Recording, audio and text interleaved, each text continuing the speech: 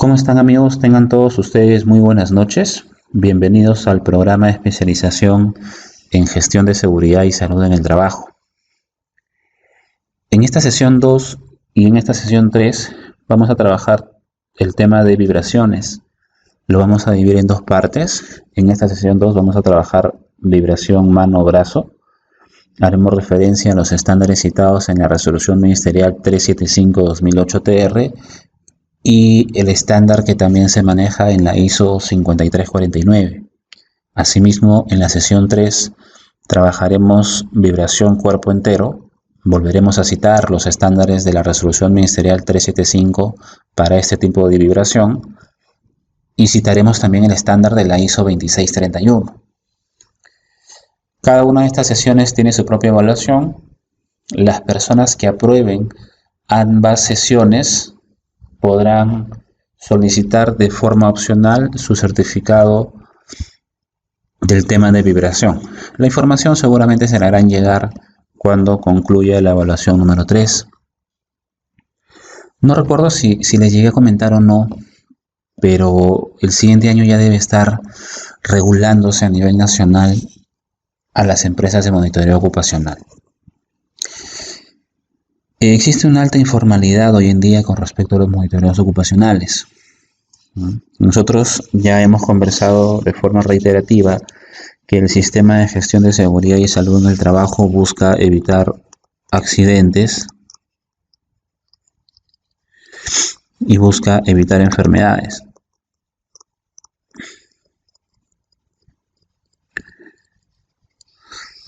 Muchos profesionales por muchos años piensan y han pensado que hacer seguridad y salud es solamente evitar accidentes, ¿no? Y tremendo error, porque la gestión de seguridad y salud en el trabajo, su mismo nombre lo demarca, ¿no? Gestionas la seguridad para evitar accidentes y gestionas la salud para poder evitar enfermedades. Lamentablemente, el gran desconocimiento que existe con respecto a la prevención de salud, cuya disciplina técnica encargada de poder estudiar de forma técnica la prevención de la salud es la higiene ocupacional.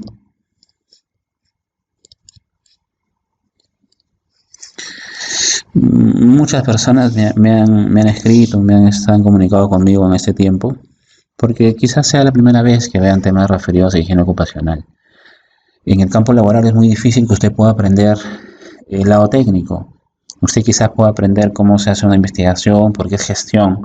Usted puede aprender cómo se llena una matriz IPRC, porque también es gestión, pero es muy difícil que usted aprenda el concepto del agente físico, salvo que usted se prepare para eso.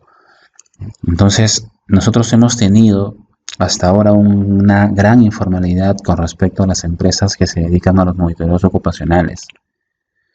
Hoy en día, si una empresa quiere hacer monitoreo ocupacional, no está regulada, no tiene que estar registrada. O sea, cualquier empresa hoy en día puede hacer un monitoreo ocupacional. Eso va a cambiar ya el siguiente año. Así como hay regulaciones para que una empresa pueda hacer un estudio ambiental, van a haber regulaciones también para que las empresas puedan hacer un monitoreo ocupacional. Eso va a llevar a que las empresas cuenten con profesionales competentes en higiene ocupacional, obviamente. Entonces es recomendable que estos temas de higiene, si es que está en la medida de sus posibilidades, los pueda ir certificando, porque los va a necesitar, ya sea si usted trabaja como consultor, ya sea si usted le interesa el tema de monitoreos ocupacionales, o ya sea si usted trabaja en una organización. Cuando una normativa ingresa para efectos de poder actualizar todo un contexto, obviamente las empresas se encuentran mucho más alertas de poder buscar profesionales competentes dentro de esa regulación. Muchas veces la única forma de poder nosotros demostrar la competencia no es solamente diciendo sí sé hacerlo o sí conozco el tema. Seguramente necesitará de un sustento documentario para que usted pueda sustentar lo mismo. Entonces, en la medida de las posibilidades que usted pueda tener, si usted puede solicitar sus certificados de ruido, de iluminación, de vibración, de estrés térmico, de ergonomía, de factores de riesgo psicosocial, hágalo porque lo va a necesitar, y no solamente el siguiente año, sino el siguiente año hacia adelante. Estos temas de higiene ocupacional no son muy comunes. Si usted ve la mayoría de empresas que hacen capacitación, y eso que no solamente hablo de capacitaciones cortas como estas, sino hablo de programas inclusive de diplomados en las diferentes universidades, como la Universidad del Callao, la Universidad de la Agraria de la Molina. Sus programas de especialización son buenos, pero tienen un espacio, un hueco, que es precisamente el tema de higiene ocupacional. Y las personas que han estudiado ahí saben muy bien que cuando llevan higiene, llevan el lado de la importancia del ruido, las consecuencias de no protegerse a nivel de ruido, pero no llevan mucho el lado técnico, ¿no? Y muchas veces no lo llevan porque a nivel profesional no se conoce mucho.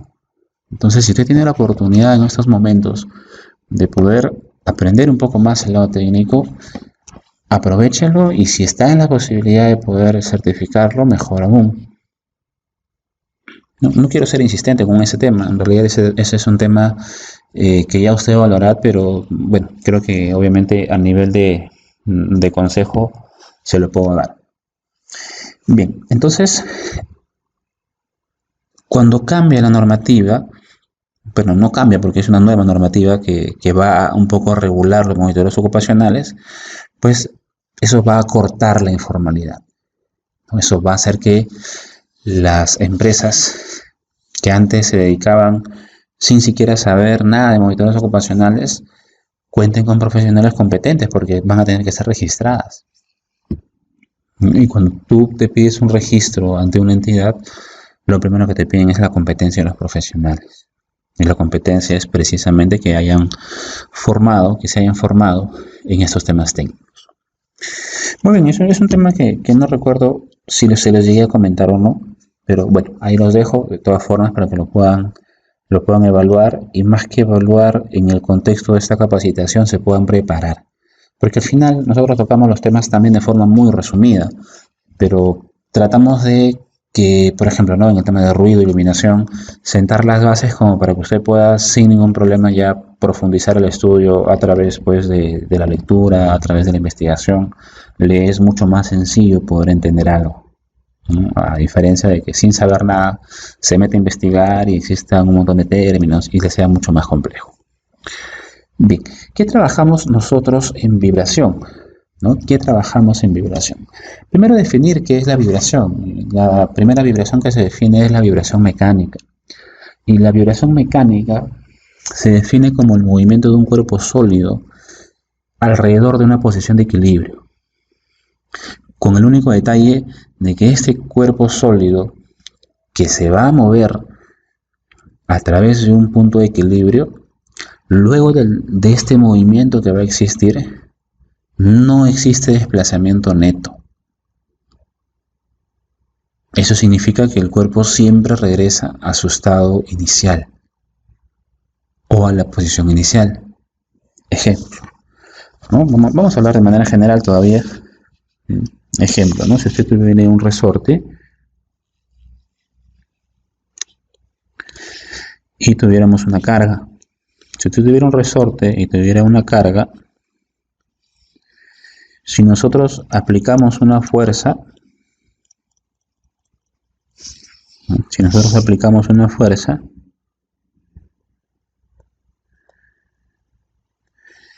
este resorte va a empezar a oscilar de arriba hacia abajo, de arriba hacia abajo. Si esta es la posición de equilibrio, y marco quizás aquí el tiempo, para un T sub 0 la posición de la carga está exactamente ahí. Para un T sub 1 la posición de la carga estará un poco más arriba. Para un T sub 2 la posición de la carga empezará a subir. Para un T sub 3, para un T sub 4. Entonces lo que se va a originar es el movimiento oscilatorio de la carga. No se moverá de arriba hacia abajo, de arriba hacia abajo. Pero dado un tiempo inicial T sub 0, llegado al final del proceso oscilatorio en un T sub n, no existe desplazamiento. A eso nosotros le llamamos la famosa vibración mecánica, ¿no? Movimiento del cuerpo sólido alrededor de una posición de equilibrio sin que se produzca desplazamiento, ¿no? O donde el desplazamiento es igual a cero. Ahora, si este cuerpo sólido que está vibrando con respecto a su posición de equilibrio entra en contacto con alguna parte del cuerpo humano, si ésta entra en alguna parte o entra en contacto, obviamente en su movimiento, ¿no? En su movimiento, si esto entra en contacto con el cuerpo humano, con alguna parte del cuerpo humano, que puede ser los pies, puede ser los brazos, basta que entre en contacto con el cuerpo humano, se da el efecto de una transferencia de energía. Entonces, esta energía mecánica que está permitiendo el movimiento oscilatorio de este cuerpo, esta energía se transmite a la persona. Entonces, acá hay una transmisión de energía.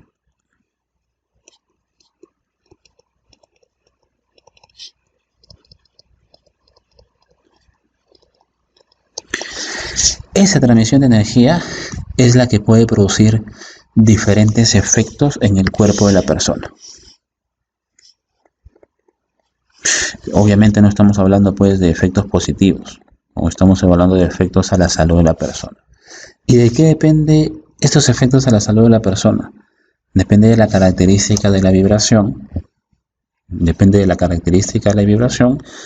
y depende de dónde haga el contacto con la persona. Esos son los dos puntos que van a marcar cuáles van a ser los efectos de esta transmisión de energía del cuerpo sólido a la persona. La Organización Internacional del Trabajo, la OIT, también tiene un concepto de vibración que lo dio en uno de los convenios, me parece que fue en el convenio 143, y señala que la vibración es un movimiento oscilatorio que se transmite al organismo humano a través de una estructura sólida. Esta transmisión de la energía por esa estructura sólida obviamente pues representa un efecto nocivo para la salud de las personas. Es importante estudiar cuáles son las características de la vibración, dado que el estudio de las características de la vibración nos va a permitir poder establecer también nuestras medidas de control.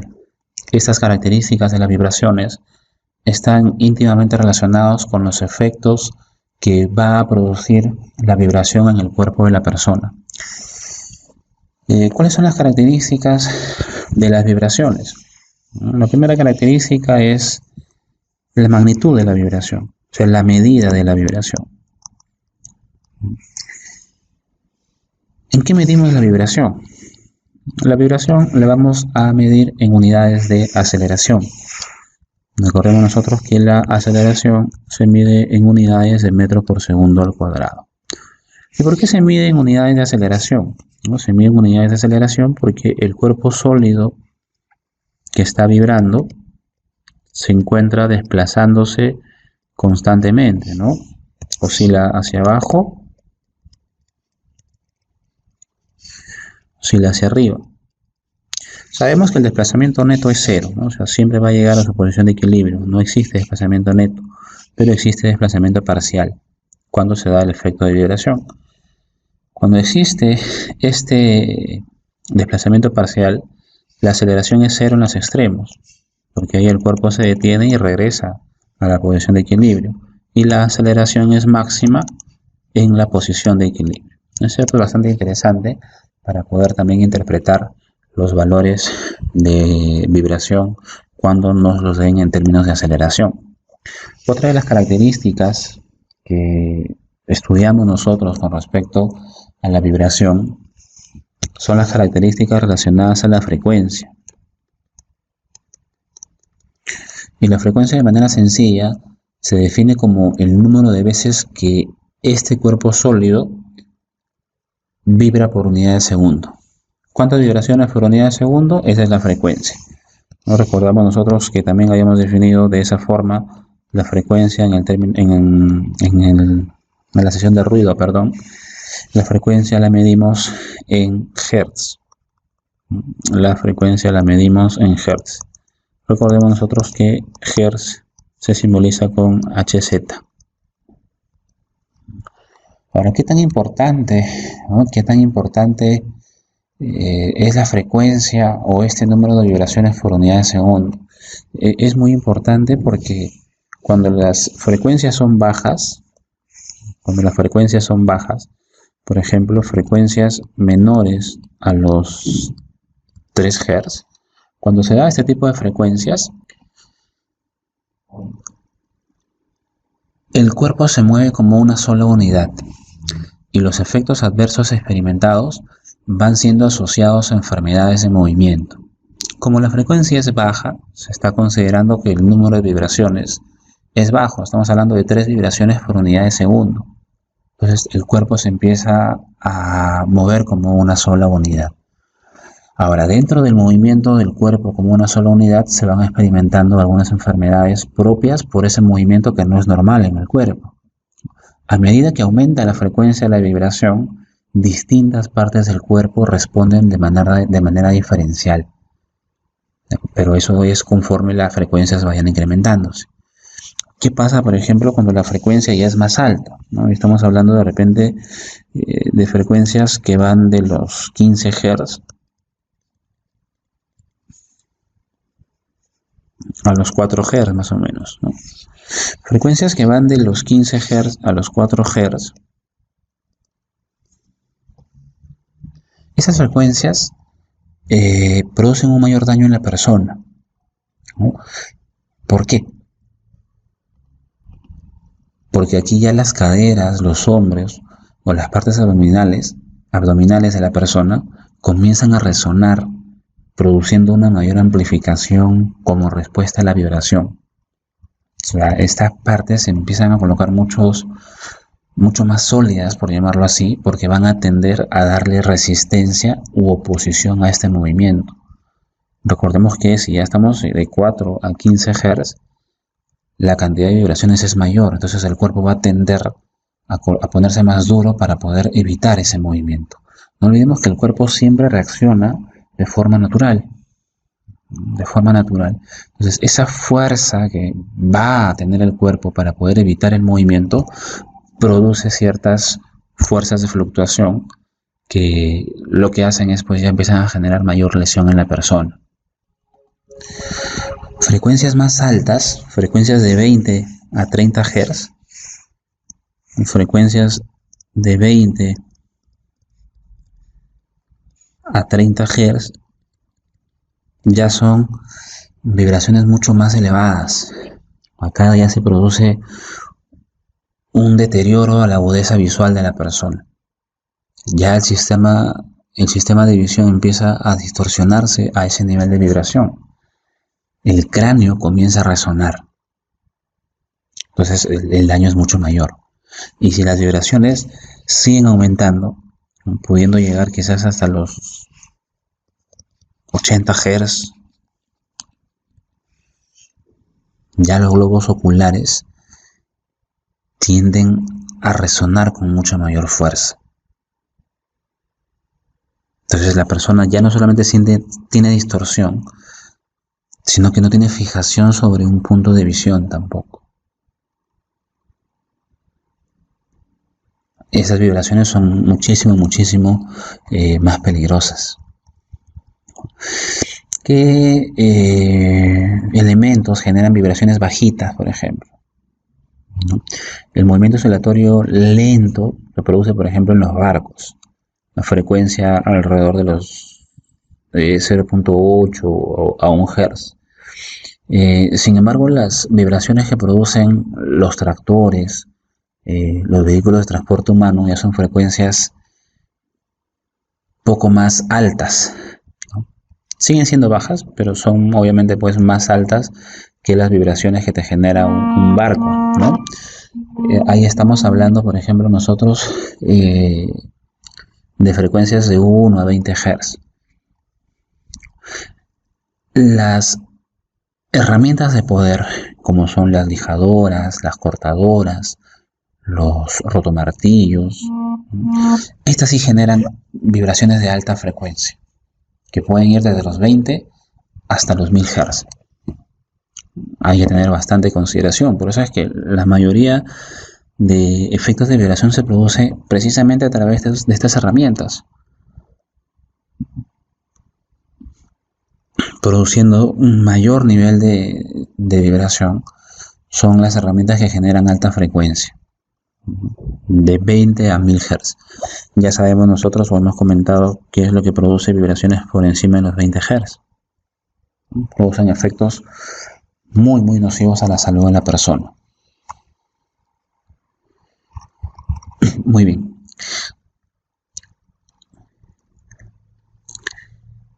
Entonces, este movimiento oscilatorio que se va a transmitir al cuerpo humano, ¿no?, se puede transmitir básicamente a través de dos formas. Se puede transmitir. La primera forma es cuando la energía se transmite a través de la palma de las manos,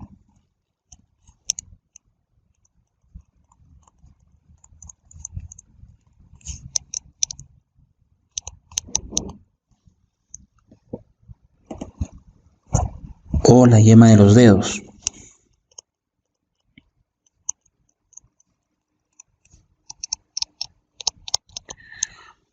Cuando esta energía del movimiento oscilatorio se transmite a través de la palma de las manos o la yema de los dedos, se dice que estamos frente a un sistema localizado de vibración. La vibración es local. Este sistema localizado de vibración se conoce como el famoso sistema de vibración mano-brazo. Sin embargo, cuando nosotros recepcionamos esa energía del cuerpo sólido a través de los glúteos, a través de la espalda o a través de la planta de los pies,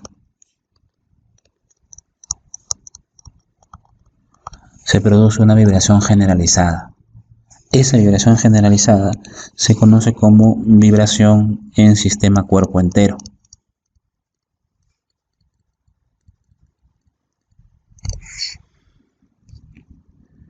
La vibración cuerpo entero produce efectos más adversos a la salud de la persona, y eso lo vamos a poder ver porque el estándar que se maneja para mano-brazo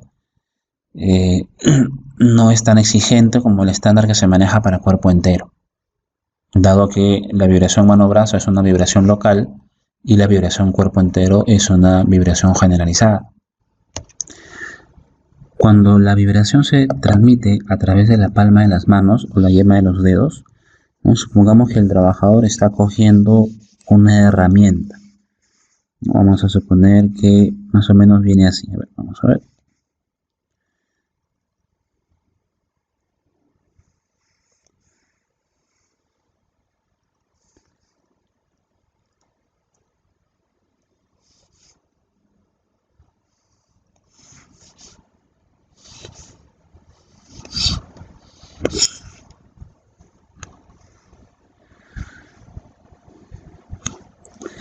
Ahí está. Supongamos que la persona está cogiendo la herramienta, ¿no? Supongamos que la persona está cogiendo la herramienta.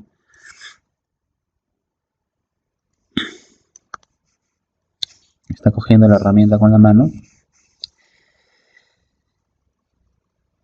En ese contacto es que se transmite la energía al cuerpo. En ese contacto se generan tres ejes, que son las famosas direcciones de los ejes de vibración mecánicos. Estos ejes de vibración quedan marcados por los ejes X, los ejes Y y los ejes Z. Estos ejes ya tienen su orientación definida. El eje Y, por ejemplo, es el eje que sigue a los nudos de la mano. Nosotros tenemos en los dedos los famosos nudillos. Si unimos los nudillos, nos da la orientación del eje Y. Estos son nuestros nudillos. Nudillo, de los 4 dedos, ¿no? Ahí están nuestros nudillos. Si seguimos esa orientación, nosotros definimos ahí nuestra orientación del eje Y.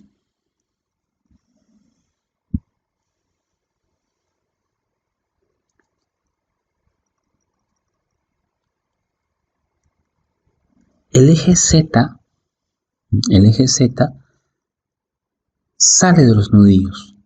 En algunos textos lo va a encontrar el eje Z como el famoso eje que sale desde la mano interior del brazo.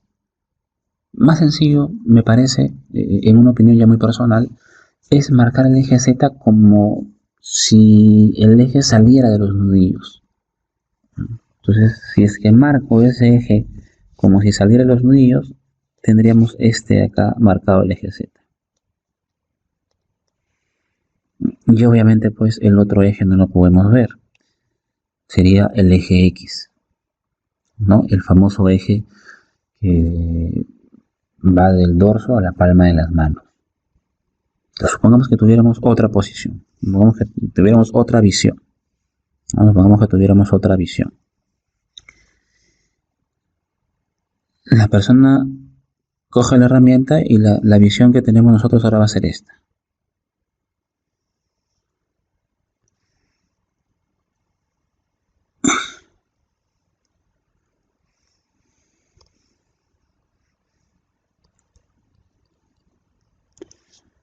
Ahí está. La persona está cogiendo la herramienta, es otra vista.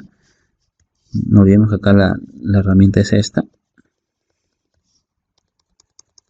Y acá la herramienta es esta. Entonces la persona está cogiendo la herramienta con las manos. Quiero marcar el eje Z, los nudillos de la persona. Acá los nudillos están por acá. Los nudillos están por acá. Solo que obviamente no podemos ver todos los nudillos por la vista. Entonces los nudillos, al ser estos, el eje Z sale de los nudillos. Este sería el eje Z. El eje Y es aquel eje que une los nudillos. Bueno, en esta vista, ¿no? Es como si saliera del plano. Y el eje X, ¿no? el eje X es aquel que sale de la mano. Es aquel que sale de la mano. Por eso le llaman mano interior brazo. Es aquel que sale de la mano. Si yo quisiera graficar acá el eje X, es como si tuvieras un lapicero parado en la palma de tus manos. Ese es el eje X.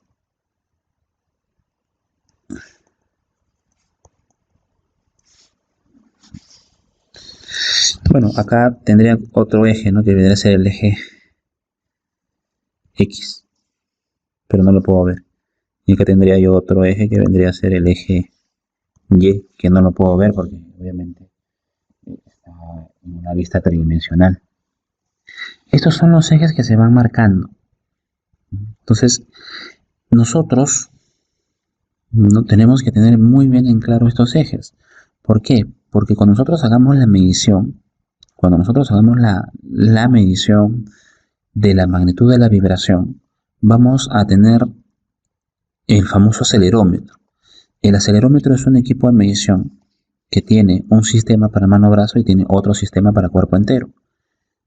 Para el sistema mano-brazo, muchas veces va a encontrar que los equipos de medición tienen un pequeño dado. Este dado que tienen los equipos de medición tienen 3 ejes marcados. El eje X, el eje Y y el eje Z. Tiene por ejemplo acá el eje Y, tiene el eje X y tiene el eje Z. Y ese dado viene muchas veces en una pulsera. Esa pulsera es la que el trabajador se coloca en las manos. Entonces, si yo quisiera colocarle la pulsera al trabajador, esta vendría a ser la pulsera. Viene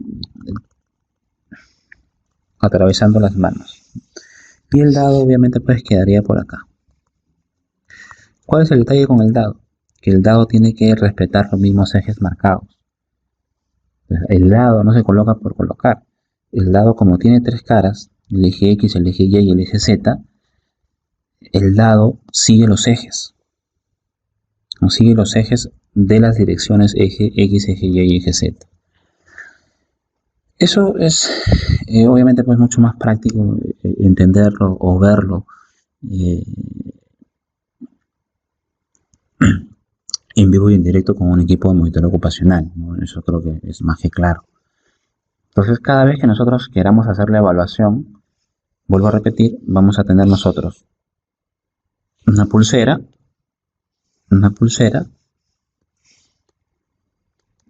y en esa pulsera nosotros vamos a tener un dado. Tenemos que procurar que los ejes del dado tengan la misma orientación marcada por las direcciones eje X, eje Y y eje Z. Eje Y, aquel eje que une los nudillos de la mano. Eje Z es el eje que sale de los nudillos y el eje X que sale de la palma de las manos. Son los tres ejes bien marcados. Entonces tenemos que procurar que los dados que coloquemos nosotros tengan esa orientación. Otros equipos de medición ya no traen una pulsera, traen una T a veces. Es como un pequeño acople. Es como una T que el trabajador tiene que coger. No viene en pulsera, pero viene una T y esa T en el centro también tiene su pequeño dado, que tiene sus propios ejes. Entonces hay que tener bastante cuidado con la colocación de estos ejes. Muy bien, ¿por qué hacemos referencia a todo esto? ¿Por qué es importante esto de los ejes? Porque la vibración mano-brazo, ya para efectos de poder ser analizada,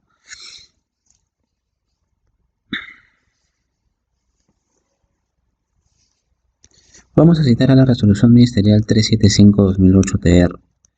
La Resolución Ministerial 375-2008-TR nos da unos rangos a nosotros.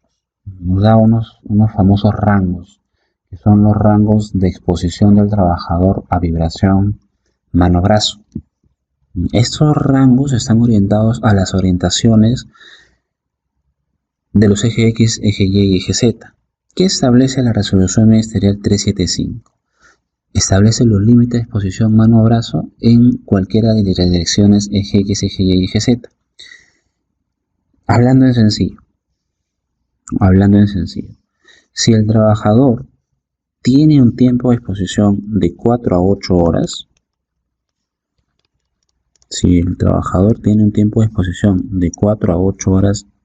al día, la aceleración no debe exceder a los 4 metros por segundo al cuadrado. Esta aceleración a la cual hace referencia la Resolución Ministerial 375 es la aceleración en cualquiera de las direcciones. ¿Qué significa eso? Que es una aceleración llamada sub K, que puede ser la del eje X, la del eje Y y la del eje Z. Ninguna de las aceleraciones debe sobrepasar los 4 metros por segundo al cuadrado. Si es que el trabajador se expone de 2 a 4 horas al día,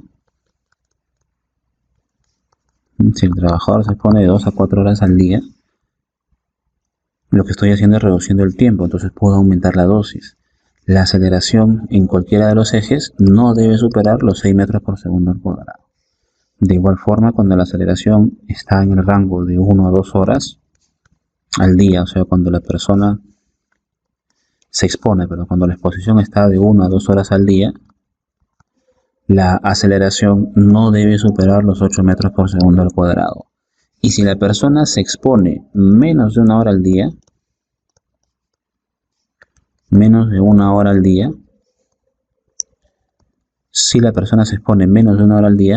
la aceleración no debe superar los 12 metros por segundo al cuadrado.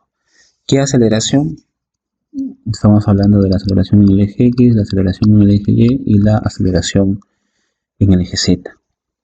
Estas aceleraciones no pueden superar los valores establecidos en esta tabla. Ingeniero, esta parte está muy densa, no la entiendo muy bien. Te comprendo, vamos por partes. Vamos a poner un ejemplo. De repente con un ejemplo esto se digiere un poco más. ¿Ya? Fíjese por aquí. Yo creo que con este ejemplo nos va a quedar más claro. Trabajador labora con rotomartillo. ¿Sí? Sencillo. Trabajador labora con rotomartillo. Usted observa que el trabajador labora con rotomartillo. Primer proceso, identificación. Ya hemos identificado, el trabajador está laborando con una estructura sólida. Esa estructura sólida le va a transmitir al trabajador energía a través de las manos. El trabajador entra en contacto y es precisamente acá, en esta agarradera del rotomartillo, se genera el contacto entre la mano y el cuerpo sólido. En ese punto de contacto, se generan tres aceleraciones. Una aceleración en el eje Y, una aceleración en el eje X y una aceleración en el eje Z. Para eso usted debió haber colocado correctamente el dado. Para eso usted debe colocar correctamente el dado en ese punto. Y se generan tres aceleraciones. Ese dado es el que nos va a dar la orientación de las aceleraciones. Y ese dado viene conectado al equipo.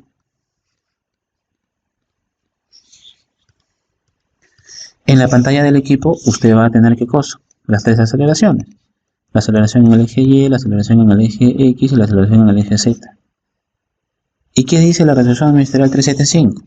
Dice que si la persona trabaja hasta 8 horas al día, de 4 a 8 horas al día, esas aceleraciones tienen que ser menor o igual a 4 metros por segundo al cuadrado. No debe exceder los 4 metros por segundo al cuadrado si trabaja de 4 a 8 horas al día.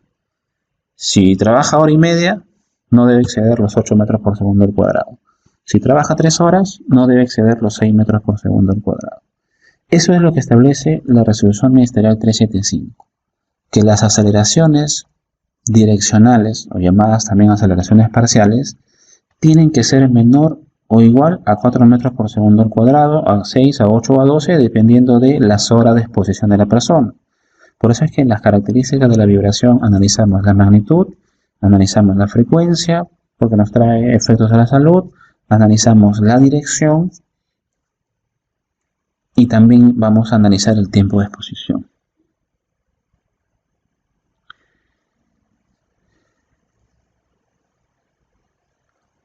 Veamos un ejemplo más palpable. Me te dar cuenta que es bien sencillo, ¿eh? Veamos un ejemplo bien sencillo. Ya numérico. Vamos a hacer un ejemplo numérico.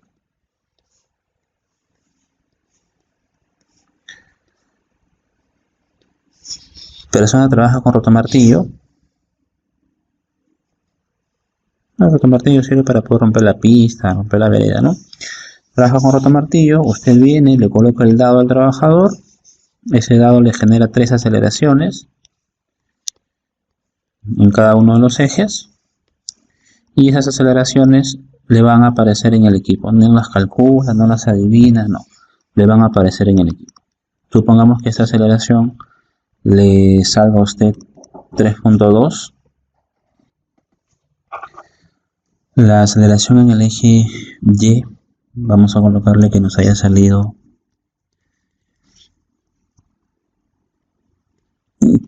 3.6 y la aceleración en el eje Z nos haya salido 3.5.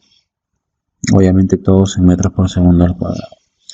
Si el tiempo de exposición del trabajador es 6 horas, ¿a qué conclusión podríamos llegar? Entonces, ¿qué es lo que señala la resolución ministerial 375? La resolución ministerial 375-2008 TR señala lo siguiente. Tiempo de exposición, lo sabemos, es 6 horas. Si el tiempo de exposición es 6 horas, ¿cuál es el límite máximo permisible? Estamos entonces en el primer rango, ¿no? Estamos acá, en el rango de 4 a 8 horas diarias. Entonces, si el tiempo de exposición es 6 horas, estamos en el rango de 4 a 8. Y señala que la aceleración, que es A sub K es de forma genérica. Estamos hablando del A sub K, que puede ser el AX, el AY y la Z, ¿no? Y la aceleración no debe exceder los 4 metros por segundo al cuadrado. ¿Qué señala eso? Que la aceleración en el eje X, la aceleración en el eje Y y la aceleración en el eje Z no deben ser mayor a 4 metros por segundo al cuadrado. Por lo tanto, la X tiene que ser menor o igual a 4 metros por segundo al cuadrado, la Y tiene que ser menor o igual a 4 metros por segundo al cuadrado, y la Z tiene que ser menor o igual a 4 metros por segundo al cuadrado. ¿Tengo que hacer algún cálculo? No tenemos que hacer ningún cálculo. La comparación es directa. Cumple, si cumple, si cumple y si cumple. Tienen que cumplir los tres ejes en simultáneo. Por eso es que acá está la sub K. Los tres ejes en simultáneo tienen que cumplir la condición que no deben ser mayores a 4 metros por segundo al cuadrado. Por lo tanto, aquí no hay que hacer ningún cálculo. Entonces, podremos establecer que a ese tiempo de exposición de 6 horas puede continuar trabajando a esos niveles de aceleración sin ningún problema.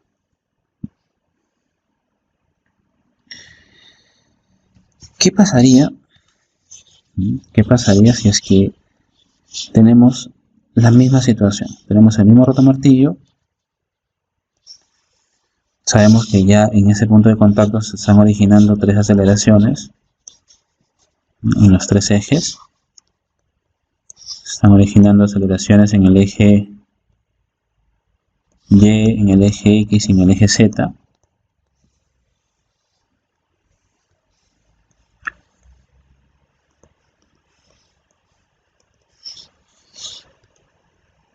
Y nos está arrojando, vamos a colocarle los mismos valores, 3.2, 3.6 en el eje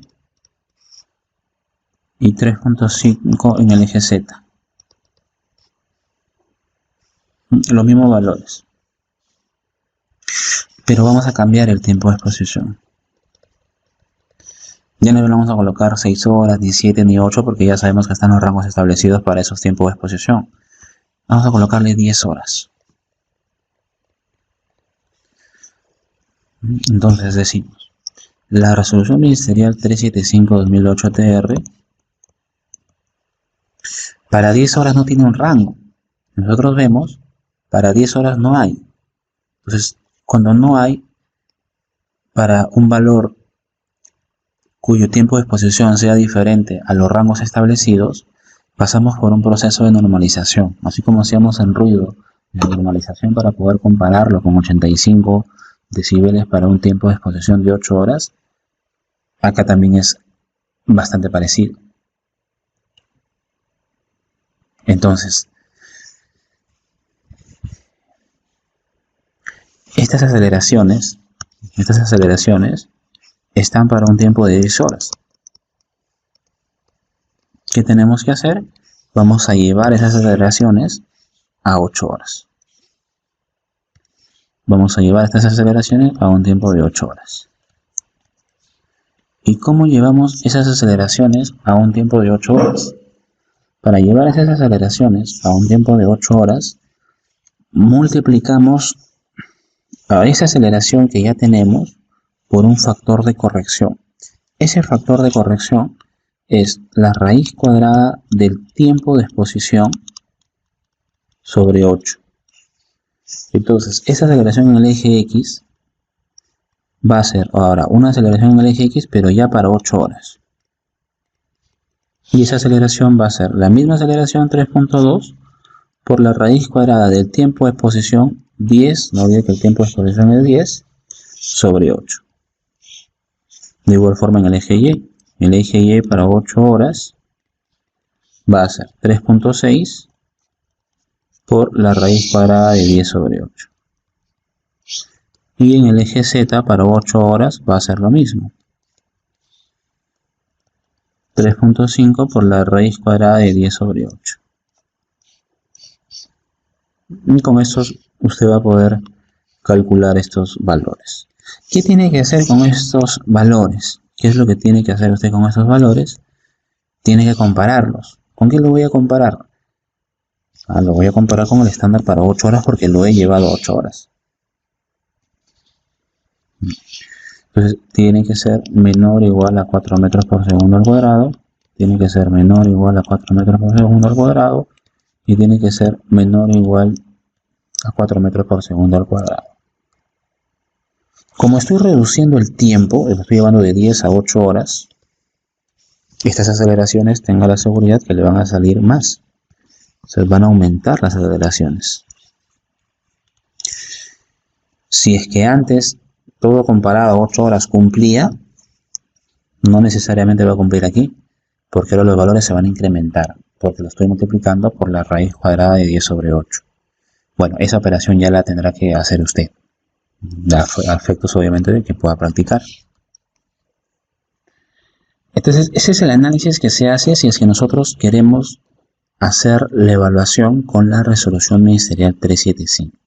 La resolución ministerial 375 no se establece una comparación por cada eje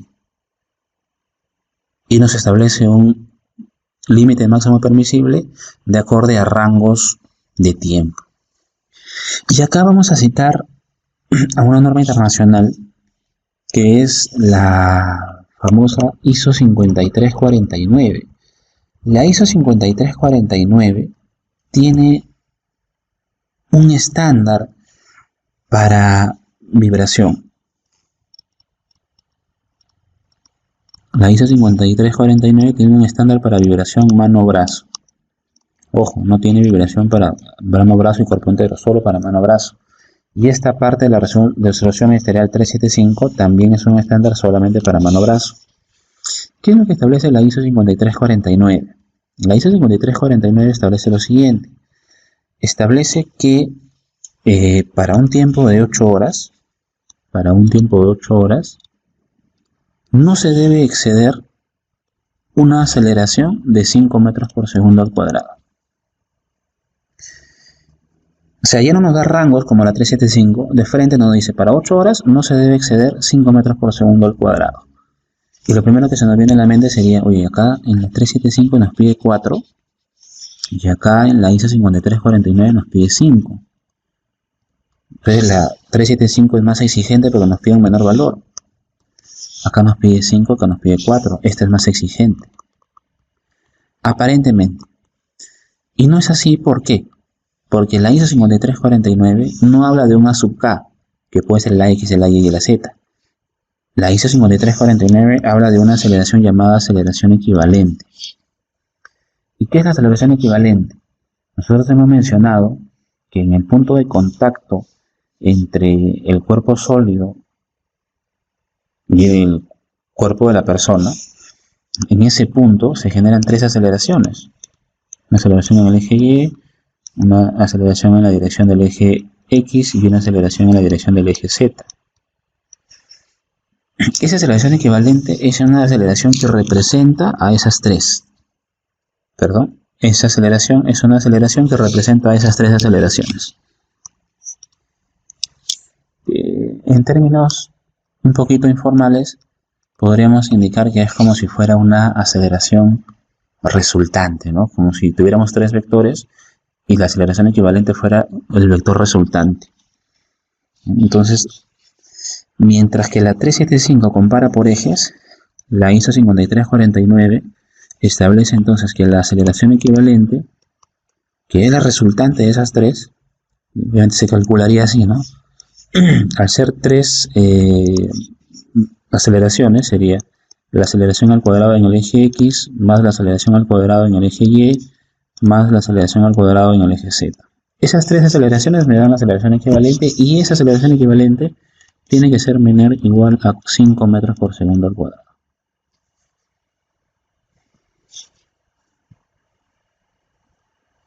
Ejemplo, acá tenemos nosotros unos valores, ¿no? Por ejemplo, acá las aceleraciones para este trabajador que labora 6 horas, las aceleraciones para este trabajador que labora 6 horas, nos salía 3.2, 3.6 y 3.5. ¿Qué tenemos que hacer acá entonces? Tenemos que llevarlo a 8 horas.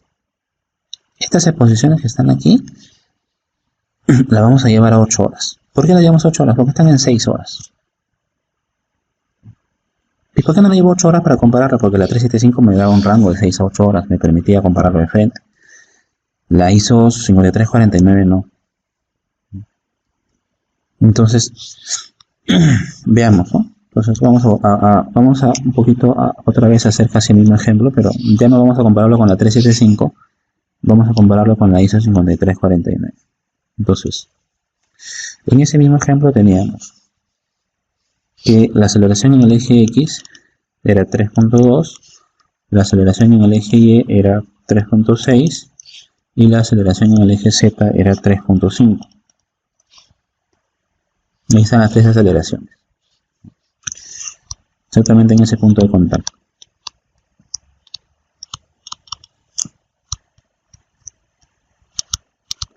Ahí están las tres aceleraciones, en ese punto de contacto. Aceleración en el eje X, aceleración en el eje Y y aceleración en el eje Z. El tiempo de exposición del trabajador era 6 horas. Entonces, ¿qué es lo que vamos a hacer nosotros? Vamos a llevar ese tiempo de exposición de 6 horas, lo vamos a llevar a 8 horas. Entonces, a un tiempo de exposición de 8 horas, tendríamos que la aceleración en el eje X a 8 horas, la aceleración en el eje X a 8 horas sería el factor de corrección multiplicado por la misma aceleración, o sea, sería 3.2 por la raíz cuadrada del tiempo de exposición, en este caso es 6, sobre el tiempo que es 8. No olvidemos que el factor de corrección es la raíz cuadrada del tiempo de exposición sobre 8. Entonces es el factor de corrección que me permite llevarlo de un tiempo t a un tiempo de 8 horas. La aceleración en el eje Y a 8 horas va a ser 3.6 por la raíz cuadrada de 6 sobre 8. Y la aceleración en el eje Z para 8 horas va a ser 3.5 por la raíz cuadrada de 6 sobre 8.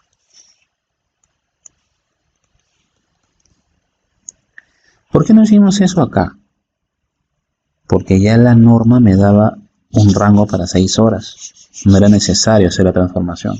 En cambio, la ISO 5349 no me da un estándar para 6 horas. Me lo da para 8, pero no me lo da para 6. Entonces es necesario hacer esa transformación. A ver, vamos a operar eso. A ver, vamos a operar.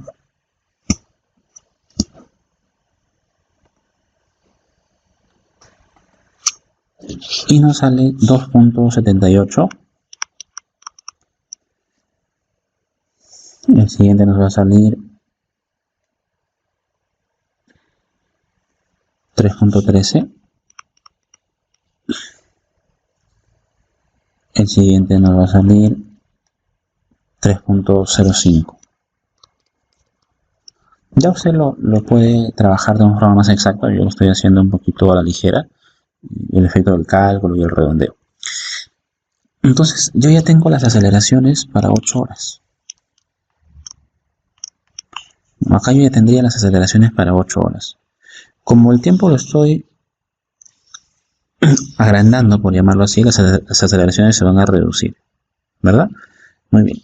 Entonces, cada uno de estos valores lo compararía con 5 metros por segundo al cuadrado, que es lo que me dice la ISO 5349. No, ¿verdad? ¿Por qué?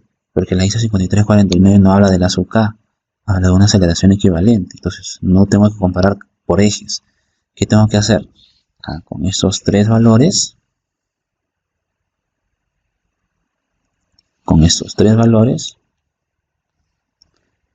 vamos a calcular nosotros una aceleración eficaz. ¿Cómo se calcula esa aceleración eficaz o cómo se calcula esa llamada también aceleración equivalente? Esa aceleración equivalente se calcularía de la siguiente manera. Veamos. Entonces, esa aceleración equivalente se calcula como la raíz cuadrada de 2.78 al cuadrado más 3.3 al cuadrado más 3.05 al cuadrado. 2.78 más 3.13 al cuadrado más 3.05 al cuadrado. Y acá usted va a tener un valor que es la aceleración equivalente. Esa aceleración equivalente tiene que ser menor o igual a 5 metros por segundo al cuadrado. ¿Por qué no calculamos la aceleración equivalente al inicio, de frente? ¿Por qué no calculamos al inicio de frente la aceleración equivalente? No la calculamos de frente porque esa aceleración equivalente hubiese sido una aceleración equivalente para 6 horas. Y nosotros necesitamos una aceleración equivalente para 8 horas. Y con el otro ejercicio que habíamos hecho, en este ejercicio, ¿no? En este ejercicio el tiempo de exposición ya no era 6, ¿te acuerdas? Era 10 horas. Entonces va a ser lo mismo, entre comillas. Vamos a colocarlo otra vez como para poder practicar, ¿no? Si no, quizás nos generemos confusión y lo que menos queremos es poder generar algún tipo de confusión. Entonces tenemos rotomartillo.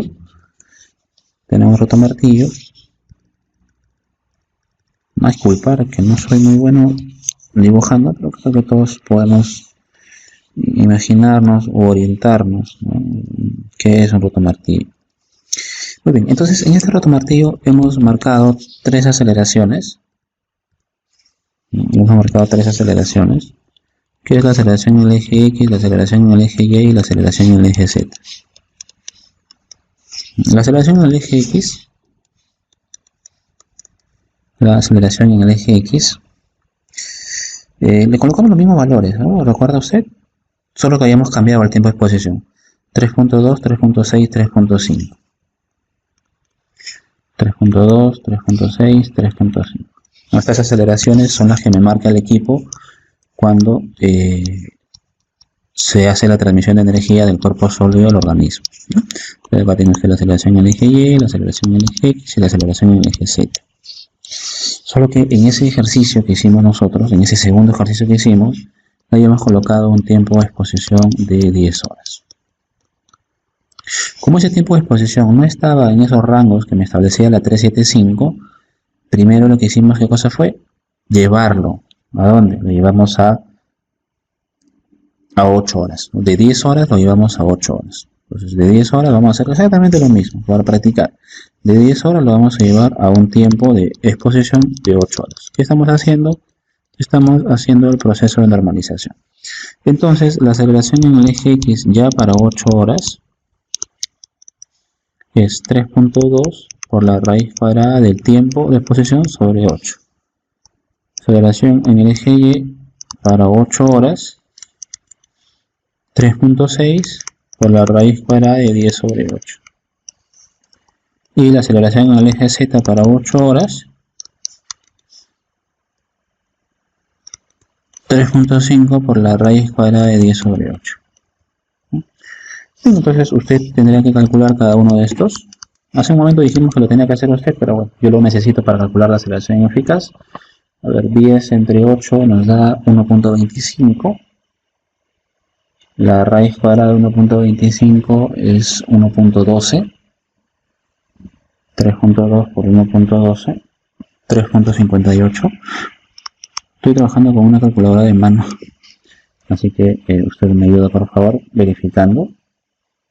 Entonces va a ser 1.12, que es la raíz cuadrada de 10 sobre 8 por 3.6. 1.12 por 3.6, 4.068. 4.7 vamos a redondear a la segunda.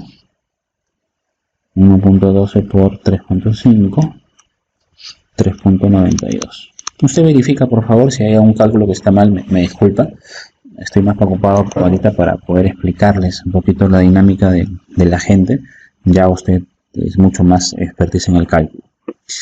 Como ya lo he llevado 8 horas, ahora sí, con esos valores llevado 8 horas calculamos la aceleración eficaz o la aceleración equivalente. Recordemos nosotros que de estas 3 aceleraciones hay una aceleración a la cual le hemos denominado nosotros aceleración equivalente. Esa aceleración equivalente vendría a ser como una resultante de esas 3. Entonces esa aceleración equivalente es la raíz cuadrada de 3.58 al cuadrado más 4.07 al cuadrado más 3.92 al cuadrado. La aceleración equivalente sería igual a.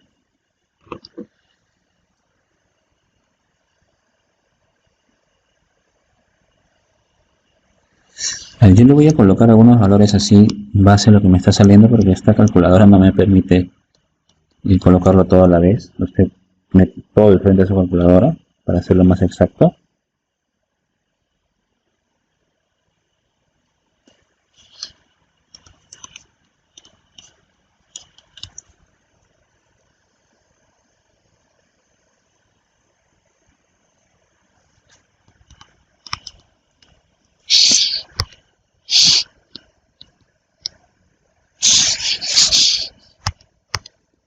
$15.37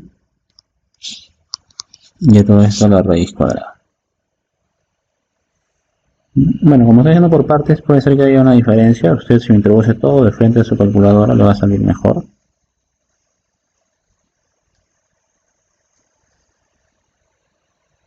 Y todo esto nos sale aproximadamente 6.68. Entonces la aceleración equivalente total es 6.69. Ya usted lo verifica, 6.69 metros por segundo al cuadrado. Pero esa aceleración equivalente, nosotros tenemos que compararla con ¿cuánto? Con 5, ¿verdad? Con 5 metros por segundo al cuadrado. Si usted da cuenta, acá no cumple. Y acá observamos algo. La 375 sí la cumple. La 375 sí la cumple. Bueno, no sabíamos si la cumplía, ¿no? Pero bueno, teníamos que operar eso. Aunque bueno, acá tengo los valores. 3.58, 4.07 y 3.92. 3.58. Acá vamos a corregir. 3.58. 4.07 y 3.92. 3.92. Ya usted verifica los datos, ¿no? Bueno, acá comparando con la 375 se comparaba por cada eje y acá no cumplía. Acá no nos habíamos dado cuenta porque no habíamos hecho el cálculo. No cumple. Basta que uno no cumple y los demás sí cumplan, pero basta que uno no cumple, entonces usted no está cumpliendo lo que dice la norma. Entonces acá el eje Y no cumple. Sin embargo, trabajando con la aceleración equivalente, tampoco vemos que cumple, ya casi hay una gran diferencia, ¿no? ¿Y por qué hay una gran diferencia? Porque este estándar de la ISO 5349 es un estándar mucho más exigente. Por eso es que acá sí se ve muchísimo más la diferencia. Acá sí se ve muchísimo más la diferencia. ¿Y qué pasa o qué tenemos que hacer, ingeniero, si es que vemos que no cumple? Si es que vemos que no cumple, lo que tenemos que hacer es un control. ¿Un control dónde? ¿Dónde hacemos el control? Es muy difícil hacer el control sobre cada eje. Si bien es cierto, tenemos que hacerlo por cada eje la medición porque así nos pide la norma, es muy difícil el control en cada eje. Entonces el control siempre va, control en la fuente, control en el medio y control en la persona. Muchas veces estas aceleraciones se ven distorsionadas con respecto a lo que debería ser, porque muchas veces el trabajador no sabe cómo utilizar la herramienta. 9 de cada 10 trabajadores que laboran en construcción civil aprendieron a utilizar el rotomartillo de forma empírica.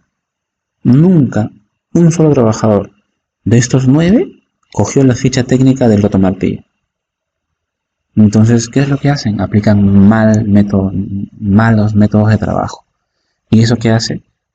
Distorsiona las aceleraciones. Por eso el fabricante siempre recomienda una posición idónea de agarre, porque en esa posición idónea de agarre se produce el máximo confort para la persona. Control en la fuente.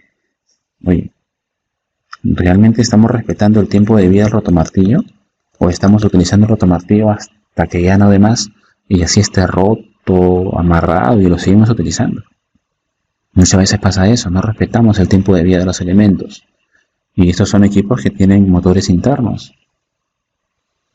Y sabemos nosotros que si es que no hacemos mantenimiento adecuado, ese motor va a generar mayor vibración, mayor movimiento oscilatorio y va a transmitirle toda esa cantidad de energía al trabajador.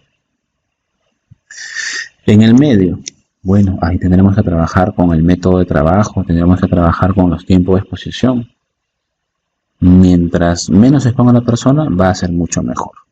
Ahora, no es el caso, pero sí podría darse el caso que usted cumpla la resolución ministerial 375, o sea, todo hubiese salido ok acá. Puede ser que acá todo salga ok, pero cuando tú compares con la ISO 5349, de repente no lo cumplas. Puede darse el caso. ¿Por qué? Porque la ISO 5349 es más exigente. La ISO 5349 es más exigente. Ahora, con la ISO 5349, como también con la resolución ministerial 375, se introduce en el tema de vibración también el concepto de nivel de acción, ¿no? Para lo que nosotros ya recordamos un poquito, la ISO 5349 nos dice 5 metros por segundo al cuadrado.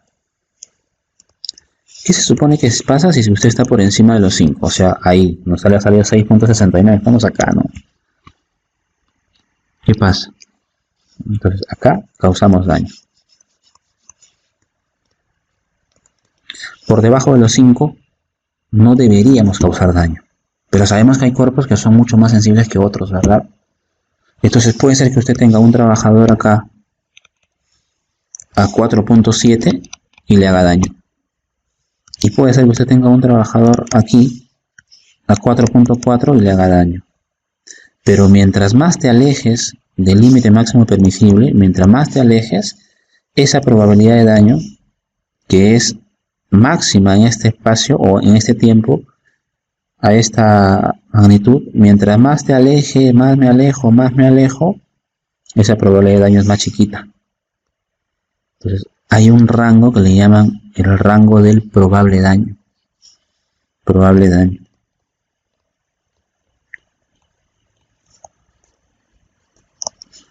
¿A dónde me tengo que ir? Me tengo que ir acá, a un valor que me va a dar la mínima probabilidad de daño. Ese valor se llama nivel de acción. Ese valor se llama nivel de acción.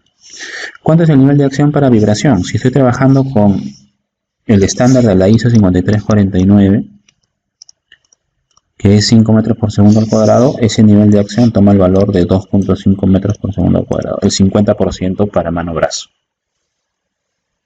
No quiero trabajar con la ISO 5349, quiero trabajar con la resolución ministerial 375, igualito. La resolución ministerial 375 que establece, la resolución ministerial 375, la resolución ministerial 375 establece que las aceleraciones no deben ser mayores a los 4 metros por segundo al cuadrado. Ya, entonces el límite ¿cuál es? El límite es 4 metros por segundo al cuadrado. 4 metros por segundo al cuadrado. Por encima de los 4 metros por segundo al cuadrado hago daño. Por debajo, quizás. ¿De qué depende? De qué tan sensibles sean las personas. Qué tan sensibles sean. Si las personas son muy sensibles, sí les voy a causar daño. Entonces, ¿cuándo voy a hacer que no le genere daño? Cuando me alejo del límite máximo permisible. ¿Cuánto me voy a alejar? Lo más que pueda. Acá la probabilidad va haciéndose más pequeña, hasta un punto donde la probabilidad es muchísimo más pequeña. Nunca vamos a decir que a ese punto ya no hay daño, ¿no? Pero ya la probabilidad es demasiado pequeña. Ese punto es el nivel de acción. Si el límite máximo permisible para ISO 5349 es 5 metros por segundo al cuadrado, acá estamos trabajando con el límite máximo permisible de la resolución ministerial 375-2008-TR. Que bueno, ya no sería 5 metros por segundo al cuadrado, sino sería 2 metros por segundo al cuadrado. La mitad, ¿no? La mitad. Para mano-brazo se define el nivel de acción como la mitad del límite máximo permisible de lo que se esté estableciendo. Muy bien, espero de que estemos un poquito familiarizados. Tiene que practicar, si no practica es muy difícil que estos criterios se le vayan asimilando, ¿no? ¿Qué sucedería y cuál sería el análisis si es que el trabajador estuviera expuesto a más de una herramienta que le transmite energía a través de la palma de la mano sobre la yema de los dedos. Es una de las preguntas más frecuentes y bueno, no todos saben analizarlo, vamos a tratar de explicarlo lo más sencillo posible. Supongamos que el trabajador se expone a un rotomartillo, como el que ya hemos visto, ¿no? Se expone a un rotomartillo, pero también se expone a una amoladora. Entonces, el trabajador en su jornada laboral está expuesto a dos herramientas manuales, ¿no? Una que es el rotomartillo y otra que es la amoladora. Un rotomartillo y la otra que es la amoladora, que es un disco que va girando. Tendríamos que hacer la evaluación primero para mano, brazo, rotomartillo y mano, brazo, amoladora. Entonces, si voy a hacer la medición rotomartillo, tendría que colocarle al trabajador la orientación de los tres ejes, eje X, eje Y y eje Z. Eje X, eje Y y eje Z. Amoladora, eje X, eje Y y eje Z. Entonces voy a tener tres aceleraciones, una aceleración en el eje X, una aceleración en el eje Y y una aceleración en el eje Z, tanto para el rotomartillo, que le voy a colocar acá unos valores referenciales. Vamos a poner que sea 3.04, 2.05, 1.09 y para la amoladora tres valores referenciales, 1.85, 2.31 y 1.29. El tiempo de exposición para cada herramienta también tiene que ser diferente o puede ser el mismo, pero vamos a colocarlo como que el tiempo de exposición para cada herramienta es distinto. Supongamos que con el rotomartillo elabora 3 horas y con la amoladora trabaja 7 horas. Entonces acá tengo yo ya mis datos, ¿no? Tengo mi rotomartillo,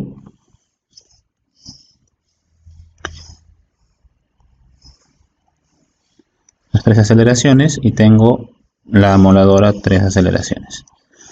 Tengo el tiempo total, son 10 horas de trabajo, 3 horas con una herramienta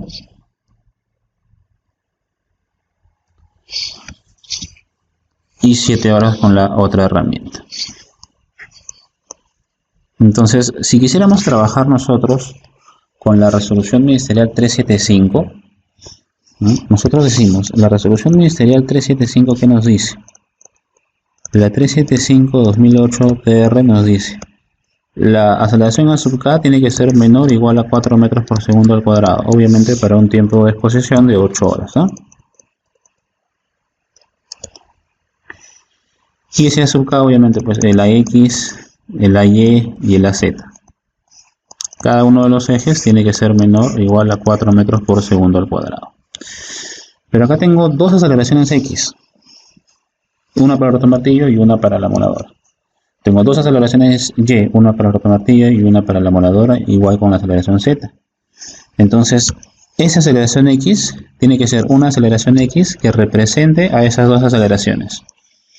Esta aceleración Y, que es la que voy a comparar con 4, tiene que ser una aceleración que represente a esas dos aceleraciones y esta aceleración Z tiene que ser una aceleración que represente a esas dos aceleraciones Z que nos presenta el ejercicio.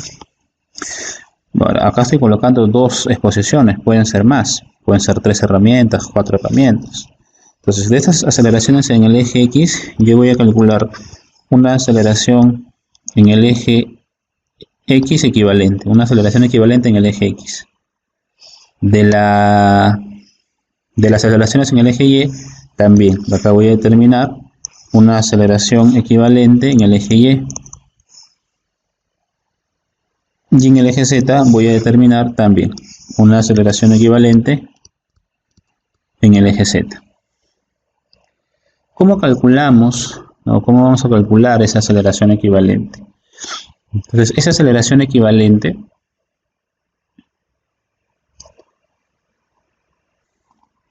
ya normalizada para 8 horas, ojo, esta aceleración equivalente que vamos a aprender a calcular ya es una aceleración equivalente normalizada.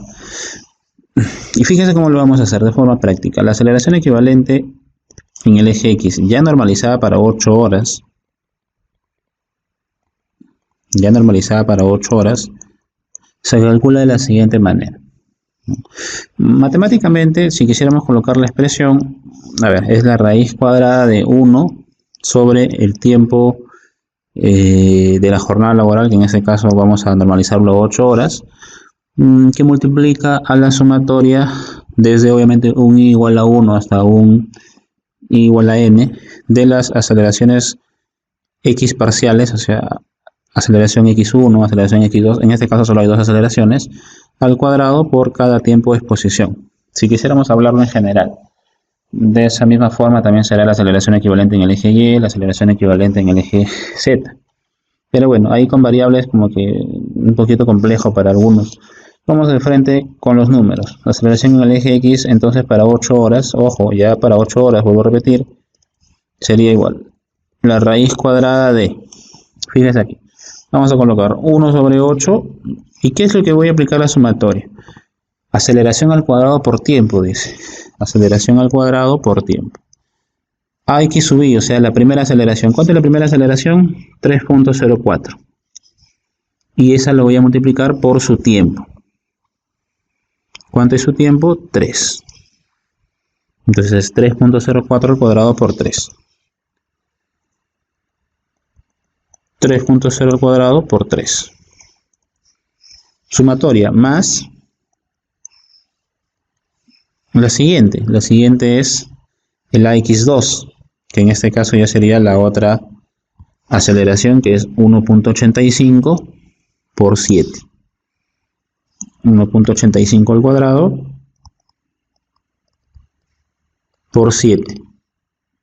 Y ahí está. Y ahí ya tengo mi aceleración en el eje X llevado a 8 horas. Usted opera todo esto, me corrige si es que no es el valor, 2.54 metros por segundo al cuadrado. O sea, ya tengo mi aceleración representativa en el eje X. ¿Y esa aceleración qué es lo que tengo que hacer? Compararla con ¿cuánto? Con 4.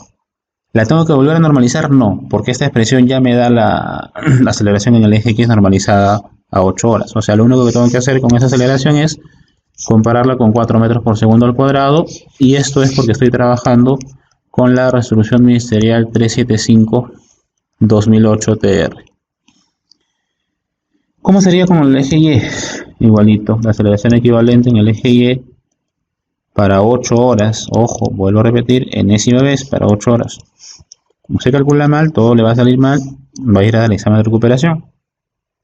Va a ser 1 sobre 8 y empezamos. En este caso voy a tomar las aceleraciones del eje Y, 2.05 y 2.31. Cada uno al cuadrado multiplicado por su tiempo de exposición. Entonces en la primera va a ser 2.05 al cuadrado por su tiempo de exposición 3, más 2.31 al cuadrado por su tiempo de exposición 7. Usted calcula eso y le sale 2.50. Me corrige, vuelvo a repetir, si es que no llega a ese valor. Y eso tiene que ser menor o igual a 4 metros por segundo al cuadrado. Para el eje Z será igual. Para el eje Z, la aceleración equivalente en el eje Z llevada a 8 horas va a ser igual a la raíz cuadrada de 1 sobre 8 y empezamos, ¿no? El eje Z tiene 1.09 y 1.29. 1.09 al cuadrado por su tiempo de exposición 3 más 1.29 al cuadrado por su tiempo de exposición 7. Se calcula eso y le debe salir 1.38 metros por segundo al cuadrado. Como estoy calculando las aceleraciones equivalentes pero parciales, aceleración equivalente en el eje X, aceleración equivalente en el eje Y y aceleración equivalente en el eje Z, cada una de ellas tiene que ser menor o igual a 4 metros por segundo al cuadrado. ¿Qué conclusión llego? Que cumplimos la resolución ministerial 375-2008 TR sin ningún problema. Si usted quisiera trabajar este mismo ejercicio, pero ya no compararlo con la 375-2008 TR, sino compararlo con la ISO 5349, también lo puedo hacer. Entonces acá ya podríamos obtener acá, ¿no? Ahora comparando con la ISO 5349, tendríamos así. Vamos a comparar con la ISO 5349. Oye, pero la ISO 5349 establece que la aceleración equivalente total tiene que ser menor o igual a 5 metros por segundo al cuadrado. ¿Y esta aceleración equivalente total a qué era igual? Esa era igual a la raíz cuadrada de las aceleraciones parciales al cuadrado. ¿Pero qué aceleraciones parciales voy a colocar? Acá lo que vas a colocar son las que ya calculaste, estas equivalentes que ya estaban normalizadas para 8 horas son las que vamos a introducir aquí.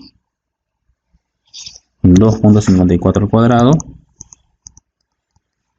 2.50 al cuadrado y 1.38 al cuadrado. Esas tienen que ser menor o igual a 5 metros por segundo al cuadrado. Usted las calcula, me corrige, vuelvo a repetir, 3.82 metros por segundo al cuadrado, el cual es menor o igual a 5 metros por segundo al cuadrado. Por lo tanto, también estaríamos cumpliendo lo que establece la ISO 5349.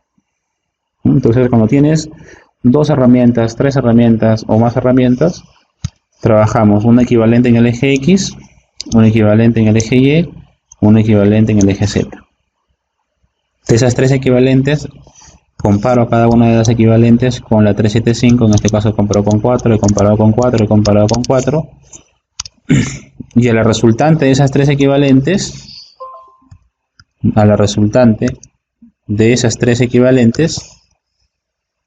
nos ha permitido calcular una aceleración equivalente total, la cual la he comparado ya no con 4, sino con 5. ¿Por qué? Porque lo estoy comparando también con la ISO 5349. Muy bien, espero que ustedes puedan practicar. Cualquier duda, consulta que ustedes puedan tener, si la consulta es breve, muy puntual, por favor, con toda confianza. Si tienen alguna duda sobre el proceso de certificación de estas sesiones de vibración, de todas formas, acá les dejo mi número. Vamos, en todo caso, conversando cualquier duda que hay. ¿Ya? Éxitos en su evaluación. Ya estamos en la parte final del programa, mucho esfuerzo, mucha perseverancia. Y siempre se dice que las carreras se ganan en el último tramo. Si usted ha ido muy bien los tramos anteriores, en los 4 bloques anteriores, pero en este último bloque se va a relajar un poco, puede ser que pierda la carrera. Siempre las carreras se ganan en los últimos tramos, en los últimos metros. Así que muchas ganas, muchas fuerzas. Estoy completamente seguro que mucho menos de lo pensado ya estamos terminando el programa y seguramente pues usted estará certificando con la Universidad Nacional de Ingeniería. Muy bien, jóvenes, muchas gracias, estamos en comunicación.